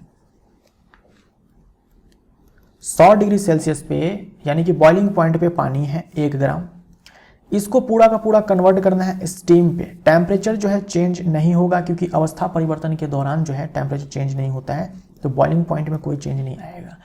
तो बॉइलिंग पॉइंट पे ही 1 ग्राम पानी को भाप में बदलने के लिए 540 कैलोरी ऊष्मा जो है देनी पड़ती है।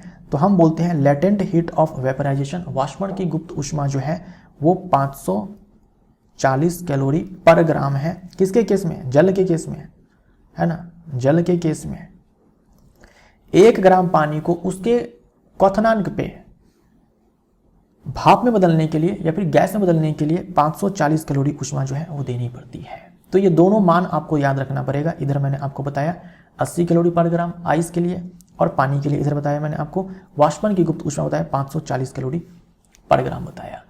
तो हमने वाटर लिया है, आप किसी भी द्रव के बारे में बात कर सकते हो। 1 ग्राम द्रव को उसके बॉइलिंग पॉइंट पे गैस में कन्वर्ट करने के लिए जो ऊष्मा दी जाती है उससे हम लोग वाष्पन की गुप्त ऊष्मा बोलते हैं। आप 1 ग्राम के स्थान पर 1 किलोग्राम ही बोल सकते हो, ठीक है। तो अगर आप किलोग्राम में लेंगे तो ये मान जो है चेंज हो जाएगा। आप चाहो तो कैलोरी पर ग्राम को जो है जूल पर किलोग्राम में कन्वर्ट कर सकते हो। जल का क्वथनांक बॉइलिंग पॉइंट जो है सामान्य वायुमंडलीय दाब पर कितना होता है? तो जल का जो मेल्टिंग पॉइंट है, आइस का जो मेल्टिंग पॉइंट है वो 0 डिग्री सेल्सियस है। जल उबलने लगता है 100 डिग्री सेल्सियस पर, यानी कि 373 केल्विन पे। द्रव के वाष्प में बदलने की प्रक्रिया को क्या कहते हैं? तो आपके पास द्रव है, वाष्प में बदलने के लिए यहां पर जो है ऊष्मा जो है वो दी जाती है, इसे हम लोग वाष्पीकरण कहते हैं। वाष्पीकरण कहते हैं, तो सी हमारा राइट आंसर हो जाएगा। अगर मान लीजिए द्रव का जो तापमान है बॉइलिंग पॉइंट से कम है, वाष्पीकरण में क्या होता है कि जो टेम्परेचर होता है वो कम होता है बॉइलिंग पॉइंट से। जैसे जल जो है वो भाप में कन्वर्ट हो सकता है 100 डिग्री सेल्सियस तापमान पर भी और उससे कम तापमान पर भी। अगर मान लीजिए तापमान जो है बॉइलिंग पॉइंट से कम है, क्वथनांक से कम है, तो हम उसे वाष्पीकरण बोलेंगे उस प्रोसेस को, जल का भाप में बदलने की प्रक्रिया को। लेकिन मान लीजिए तापमान जो है वो 100 डिग्री सेल्सियस है या फिर उससे ज़्यादा है, तो हम उसे क्वथन बोलेंगे। जैसे मान लीजिए कि जो ठोस है, ठोस नहीं, द्रव जो है, जो द्रव है ये गैस में कन्वर्ट हो रहा है और जो तापमान है वो तापमान जो है जो द्रव है इसके बॉइलिंग पॉइंट के बराबर है। तो इस स्थिति में हम क्या बोलते हैं? इसे क्वथन बोलते हैं, यानी कि बॉइलिंग बोलते हैं, उबलना बोलते हैं, राइट। अगर टेम्परेचर बॉइलिंग पॉइंट से कम है वैसे केस में हम इसे वाष्पीकरण बोलेंगे, इस प्रोसेस को वाष्पीकरण बोलेंगे। द्रव का वाष्प में बदलने की प्रक्रिया को वाष्पीकरण बोलेंगे, लेकिन यहाँ पर टेम्परेचर जो है बॉइलिंग पॉइंट से कम होगा। अगर बॉइलिंग पॉइंट है या फिर इससे ज़्यादा भी है तो हम इसे क्या बोलेंगे? बॉइलिंग पॉइंट पर ही बोलेंगे, उससे ज़्यादा नहीं बोलेंगे। बॉइलिंग पॉइंट पर है तो हम इसी द्रव से वाष्प में बदलने की प्रक्रिया को या फिर गैस में बदलने की प्रक्रिया को हम लोग क्वथन बोलेंगे। तो ये सारे जो अंतर है ये आपको ध्यान में रखना है। तो वाष्पीकरण बोलेंगे, लेकिन यहाँ पर जो टेम्परेचर होगा वो बॉइलिंग पॉइंट से कम होगा। सब्लिमेशन किसे कहते हैं, है ना? सब्लिमेशन हम लोग किसे कहते हैं? एक तो ये होता है कि कोई ठोस है, इसको आप हीट करते हैं तो पहले वो द्रव में कन्वर्ट होता है। ऐसा भी हो सकता है कि जो ठोस है, ठीक है, अच्छा, ठोस को हम हीट करते हैं, ठोस को हम हीट करते हैं तो वो द्रव में कन्वर्ट होगा। हम लोग और हीट करेंगे तब जा करके जो है गैस में ये द्रव जो है कन्वर्ट होगा। ऐसा भी हो सकता है कि ठोस सीधा जो है गैस में कन्वर्ट हो जाए हीट करने पर, ऐसा भी हो सकता है। तो ये जो ठोस से सीधा गैस में कन्वर्जन है इसी को हम लोग ऊर्ध्वपातन बोलते हैं, सब्लिमेशन बोलते हैं। तो ठोस से सीधे गैस में बदलने की प्रक्रिया है, ठोस से सीधे गैस में बदलने की प्रक्रिया है बिना द्रव अवस्था में आए, इसे हम लोग क्या बोलते हैं? सब्लिमेशन बोलते हैं। और आपसे एग्जाम में पूछा जाता है कौन कौन से पदार्थ हैं जो सबलाइम करते हैं, यानी जो ऊर्ध्वपातित होते हैं, जो सीधा ठोस से गैस में कन्वर्ट होते हैं, द्रव अवस्था में नहीं आते हैं। जैसे आपके पास बर्फ है, गर्म करोगे वो पहले पानी में कन्वर्ट हो जाएगी, उसके बाद गर्म करोगे तो वो भाप में जो है जल कन्वर्ट होगा। लेकिन ये सारे जो आपके पदार्थ हैं, जैसे कपूर है, कपूर को आप गर्म करो, कपूर ठोस है, गर्म करो सीधा गैस में, कपूर कन्वर्ट हो जाएगा। ड्राई आइस, शुष्क बर्फ, जो ठोस कार्बन डाइऑक्साइड है उसी को हम लोग शुष्क बर्फ बोलते हैं, ठोस कार्बन डाइऑक्साइड को हम लोग शुष्क बर्फ बोलते हैं। ये भी जो है सीधा ठोस से गैस में कन्वर्ट हो जाती है। अमोनियम क्लोराइड आपको ध्यान में रखना है, आयोडीन आपको ध्यान में रखना है, नेफ्थलीन आपको ध्यान में रखना है। ये सारे एग्जाम्पल आपको कंठस्थ होने चाहिए। ये सब ऐसे पदार्थ हैं जो ठोस अवस्था में है, हीट करोगे सीधा गैस अवस्था में चले जाएंगे, द्रव अवस्था में वो नहीं आएंगे। गैस से सीधे ठोस में बदलने की प्रक्रिया क्या कहलाती है? एग्जाम में ऑलरेडी पूछा जा चुका है। गैस से सीधे ठोस में एक तो ये होगा कि गैस है, अगर आप इसको ठंडा करेंगे, कूल करेंगे, है ना, इसको आप ठंडा करेंगे तो गैस जो है पहले द्रव अवस्था में आएगी। उसके बाद क्या होगा? उसके बाद ये ठोस अवस्था में गैस आएगी। हम अभी भी क्या करेंगे? ठंडा करेंगे। लेकिन ऐसा भी हो सकता है कि गैस को ठंडा करें, सीधा ये ठोस में कन्वर्ट हो जाए, द्रव अवस्था में ये आए ही ना। इसे हम लोग निक्षेपण बोलते हैं, है ना, निक्षेपण बोलते हैं।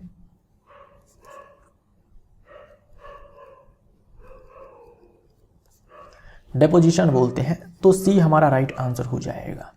वाष्पीकरण आपने देखा, द्रव का वाष्प में बदलना, बॉइलिंग पॉइंट से कम ताप पर। संघनन क्या होता है? संघनन होता है ये गैस का द्रव में कन्वर्ट होना। गैस का द्रव में कन्वर्ट होना ही संघनन कहलाता है। ठीक है, गैस जो है ये द्रव में कन्वर्ट हुआ, इसी को हम लोग कंडेंसेशन बोलते हैं, संघनन बोलते हैं। ठीक है, और जो ये द्रव है इसका ठोस में कन्वर्ट होना, ये आपका कहलाता है जस्ट जमना, है ना, फ्रीजिंग। दाब बढ़ाने और तापमान घटाने पर गैस का क्या हो सकता है? जो प्रेशर है, जो दाब है, बढ़ाया जा रहा है, जो टेम्परेचर है इसको कम किया जा रहा है। तो अब होता यह है कि अगर हम प्रेशर को बढ़ाते हैं तो गैस के कण जो है वो तो भाई दूर दूर होते हैं। जब हम प्रेशर अप्लाई करते हैं तो जो इनके कण होते हैं वो थोड़े पास पास आ जाते हैं, वो पास पास आ जाते हैं। टेम्परेचर कम करने से क्या होता है? हम जानते हैं टेम्परेचर अगर ज़्यादा है तो कणों की गतिज ऊर्जा अधिक होती है, यानी उनकी गति अधिक होती है। तो टेम्परेचर कम करने से जो इनके कणों की गति है वो कम हो जाती है, राइट। तो जो गैस है वो द्रव में बदल सकती है। बी हमारा राइट आंसर हो जाएगा, गैस द्रव में बदल सकती है। तो अभी जो आपने लिक्विफाइड पेट्रोलियम गैस देखा, इसमें क्या किया गया था? यही तो किया गया था, पेट्रोलियम गैस है लेकिन इसको लिक्विड में कन्वर्ट कर दिया गया। भाई कैसे किया गया? तो प्रेशर को बढ़ाया गया, टेम्परेचर को कम किया गया। इतना प्रेशर बढ़ा दिया गया कि इनके कण इतने पास आ गए जितने पास जो है लिक्विड स्टेट में यानी कि द्रव अवस्था में कण होते हैं, और टेम्परेचर को इतना कम किया गया कि इनके जो कण हैं उनकी गति उतनी हो गई जितने की द्रव के कणों के पास गति होती है, राइट। तो जो एयर है, एयर में जो ऑक्सीजन है, नाइट्रोजन है, उसको भी जो लिक्विड में कन्वर्ट किया जाता है, वहाँ भी सेम प्रोसेस होता है। प्रेशर को बढ़ाया जाता है, टेम्परेचर को कम किया जाता है। ठोस CO2 को क्या कहा जाता है? तो सूखी बर्फ बोलेंगे या फिर शुष्क बर्फ बोलेंगे, ड्राई आइस बोलेंगे। दाब और तापमान का पदार्थ की अवस्था पर क्या प्रभाव होता है? देखो, दाब और तापमान का पदार्थ की अवस्था पर हम लोगों ने अभी देखा कि दाब बढ़ाने से और तापमान घटाने से गैस द्रव में बदल सकती है। अगर एक गैस को लिक्विड स्टेट में कन्वर्ट करना हो, जैसे मान लीजिए कि ऑक्सीजन है, ऑक्सीजन गैस है, अगर इसको लिक्विड ऑक्सीजन में कन्वर्ट करना है, लिक्विड ऑक्सीजन में कन्वर्ट करना है तो इसके लिए क्या किया जाएगा? प्रेशर को बढ़ाया जाएगा, दाब को बढ़ाया जाएगा, तापमान को घटाया जाएगा। दाब बढ़ाने से कण पास आ जाएंगे, दाब बढ़ाने से कण जो है पास आ जाएंगे, तापमान को घटाने से कणों की गतिज ऊर्जा जो है वो कम हो जाएगी। ठोस को हीट करेंगे, द्रव अवस्था प्राप्त होगा, द्रव को हीट करेंगे, गैस अवस्था प्राप्त होगा, गैस को ठंडा करेंगे, द्रव अवस्था प्राप्त होगा, द्रव को ठंडा करेंगे, ठोस अवस्था प्राप्त होगा। निम्नलिखित कथनों को पढ़ें और सही विकल्प चुनें। पढ़ते हैं, क्या सब कथन है भाई? संलयन नहीं होगा, संगलन होगा। ठीक है, ये बार बार जो है संलयन यहां पर दिया हुआ है, संगलन होगा, संगलन या फिर सिंपली गलन आप बोल सकते हो। ठोस को द्रव में बदलने की प्रक्रिया है, ये स्टेटमेंट जो है ये सही है, ट्रू है। ऊर्ध्वपातन, ठोस को बिना द्रव अवस्था में आए सीधे गैस में बदलने की प्रक्रिया। अच्छा, हर सवाल को जो है पहले आप खुद से बनाइए, देखिए कि आपकी तैयारी जो है वो कितनी है, उसके बाद आप आंसर देखिए जो मैं आपको बता रहा हूं। संघनन क्या है? गैस को द्रव में बदलने की प्रक्रिया है, ये भी ट्रू है। वाष्पीकरण क्या है? द्रव को गैस में बदलने की प्रक्रिया है, लेकिन बॉइलिंग पॉइंट से कम ताप पर, ये भी सही है। तो सभी कथन जो है वो सही है, चारों के चारों कथन जो है वो सही है। 300 केल्विन को सेल्सियस में बदलने पर तापमान कितना होगा? तो देखो, अगर मान लीजिए केल्विन में टेम्परेचर है, उसको सेल्सियस में कन्वर्ट करना है तो आपको 273 माइनस करना पड़ेगा, तो तापमान जो है आपको डिग्री सेल्सियस में मिल जाएगा। तो यही चीज जो है आपको करना है। 300 केल्विन है, इसमें से क्या करेंगे, 273 माइनस करेंगे। 10 में से 3 जाएगा 7 हो जाएगा, 9 में से 7 गया 2 हो जाएगा, यानी कि 27 डिग्री सेल्सियस। बी हमारा राइट आंसर हो जाएगा। और डिग्री सेल्सियस में टेम्परेचर अगर दिया हुआ है, डिग्री सेल्सियस में अगर टेम्परेचर आपको दिया हुआ है, या फिर आप एक ही याद रखो ना, यहीं से आप निकाल लोगे, इसको आप इधर उठाकर ले आएंगे, 273 इसमें ऐड हो जाएगा। तो डिग्री सेल्सियस को केल्विन में कन्वर्ट करने के लिए 273 जोड़ते हैं और केल्विन को डिग्री सेल्सियस में कन्वर्ट करने के लिए 273 घटाते हैं, राइट। वैसे आप याद रखेंगे 0 डिग्री सेल्सियस बराबर होता है 273.15 केल्विन। एग्जैक्ट मान तो ये होता है, लेकिन हम लोग इस प्रकार का जो वैल्यू बेस्ड जो हम लोग क्वेश्चन सॉल्व करते हैं, तो वहां पर हम लोग 0.15 को हटा देते हैं, कैलकुलेशन जो है आसान करने के लिए सिंपली 273 लेकर के चलते हैं। 573 केल्विन को सेल्सियस में बदलने पर तापमान कितना होगा? तो केल्विन को डिग्री सेल्सियस में कन्वर्ट करने के लिए 273 हम लोग माइनस करते हैं, तो ये 0 5 में से 2 जाएगा 300 हो जाएगा। 300 डिग्री सेल्सियस हमारा आंसर हो जाएगा। 100 डिग्री सेल्सियस पर जल की भौतिक अवस्था क्या होगी? 100 डिग्री सेल्सियस पर, 100 डिग्री सेल्सियस पर, तो अभी मैंने आपको समझाया था ना, वाष्पन की गुप्त ऊष्मा, लेटेंट हीट ऑफ वेपोराइजेशन बताया था, जहां मैंने आपको बताया कि मान लीजिए आपके पास 1 ग्राम जो है पानी है 100 डिग्री सेल्सियस पे, आप इसको जो है हीट देते हैं, ठीक है, तो ये जो पानी है ये भाप में कन्वर्ट हो जाता है, लेकिन तापमान अभी भी 100 डिग्री सेल्सियस रहेगा। अवस्था परिवर्तन के दौरान तापमान नहीं बदलता है। तो यहां पर देखो 100 डिग्री सेल्सियस पर पानी है, 100 डिग्री सेल्सियस पर भाप है, यानी आपने बर्तन में जो है पानी लिया है, आपने हीट किया, 100 डिग्री सेल्सियस पर पानी है, अब वो भाप में कन्वर्ट हो रहा है। अब जब तक पूरा पानी भाप में कन्वर्ट नहीं हो जाएगा, तब तक वो भाप और पानी सब 100 डिग्री सेल्सियस पर ही रहेगा, ठीक। तो हम बोलेंगे 100 डिग्री सेल्सियस पर जल की भौतिक अवस्था जो है द्रव और गैस, बी हमारा राइट आंसर हो जाएगा। द्रव और गैस दोनों अवस्थाएं मौजूद रहेंगी। और 0 डिग्री सेल्सियस पर, 0 डिग्री सेल्सियस पर जो जल है वो अपने ठोस अवस्था में और द्रव अवस्था में, ये दोनों अवस्था में होगा। आपसे पूछा जाता है कि 0 डिग्री सेल्सियस पर जल की भौतिक अवस्था क्या होगी, तो ठोस और द्रव हम बोलेंगे। अवस्था परिवर्तन के दौरान तापमान स्थिर क्यों रहता है? जो मैंने आपको यहां पर बताया, पानी भाप में बदल गया लेकिन तापमान नहीं बदलता है।